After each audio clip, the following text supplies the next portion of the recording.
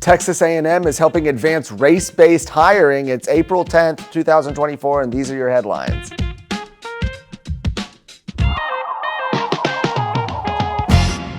A Texas A&M alumnus and retired educator has expressed concern about race-based preferences in a pre-K through 12 school staff recruiting and training project in which universities under the Texas A&M system are involved.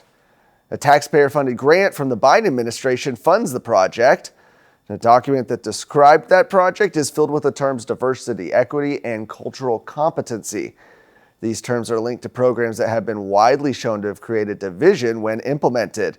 And all of this occurred under the watch of the Texas A&M System's Board of Regents, who oversee the actions of the university and its employees.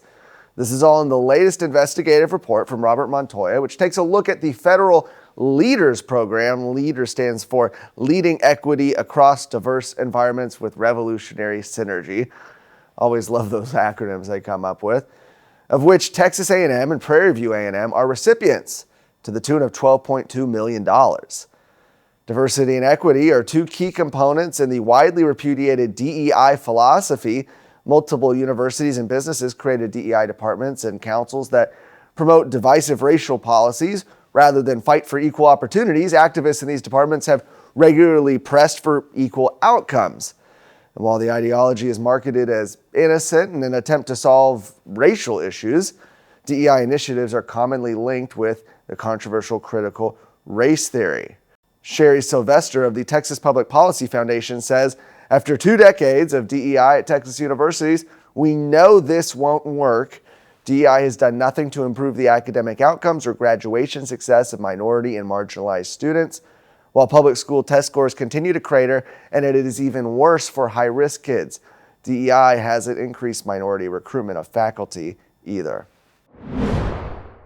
A Klein Independent School District teacher is in jail for allegedly sex trafficking students. This is the 4th Klein ISD teacher charged this school year with sexually exploiting children.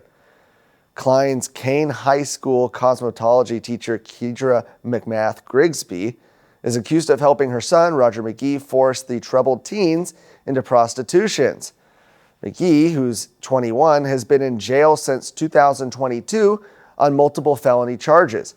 Grigsby was arrested and booked into the Harris County Jail earlier this week. She was charged with 3 counts of trafficking a child and 3 counts of compelling prostitution of children under the age of 18. Both are first-degree felonies punishable by up to 99 years in prison. According to Harris County Sheriff Ed Gonzalez, the 3 victims, aged 15, 16, and 17, were students and reported runaways. Court documents allege that co-defendants Grigsby and McGee participated in managing, directing, and taking profits from a prostitution enterprise, and that Grigsby transported the victims to and from a hotel room used for prostitution, paid for the room, and maintained an account into which the victims paid proceeds from their forced prostitution activities. Grigsby is being held on a $125,000 bond for each charge, totaling $750,000. McGee is being held without bond in the Harris County Jail. At the time he and his mother allegedly trafficked the students, McGee was out on bond, get this, for possession of methamphetamine, an aggravated assault with a deadly weapon. McGee's bond was revoked, and he now faces 7 child trafficking charges and 1 count each of compelling prostitution of a child under 18 and sexual assault of a child aged 14 to 17, along with other felonies. Grigsby is the 4th Klein ISD teacher charged during this school year with sexually exploiting children. They've been called the most powerful political entity in Texas.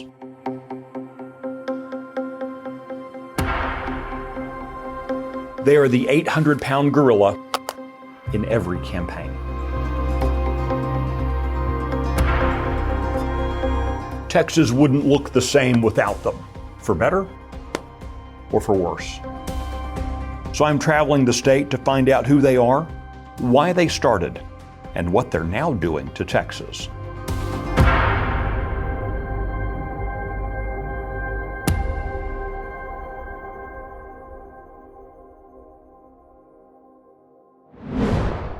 Tarrant County's public hospital system, JPS Health, uses a 100-point scale to evaluate contract bids for vital cardiac medical equipment purchases.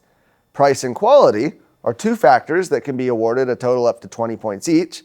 Another factor, however, get this, is the race and gender of the vendor's owner. That could be awarded up to 15 points. All of this was exposed by the Washington Free Beacon. According to them, this is more than the actual reputation of the vendor's goods and services when evaluating different providers of transcatheter heart valves. These are critical devices designed to sustain blood flow through the body and prevent cardiac failure. According to this metric, minority-owned firms receive the 15 points automatically. This is different from other firms that are not owned by minorities. Those are evaluated and scored based on minority subcontractors measured as a percent of the total contract value they receive. Well, Turning Point USA President Charlie Kirk provided an example on X, saying that in Tarrant County's hospitals, a heart valve that patients' lives will depend, that gets just 5 out of 20 on quality, will be rated the same as the best heart valve available, just as long as the first option is supplied by a minority or a woman. He continued, calling for the state of Texas to take action against this metric. He said, "This is insane, this is evil, and most importantly, this is happening in a red state. Texas must ban this kind of sick race-first decision-making immediately." For more of today's stories, go to texasscorecard.com.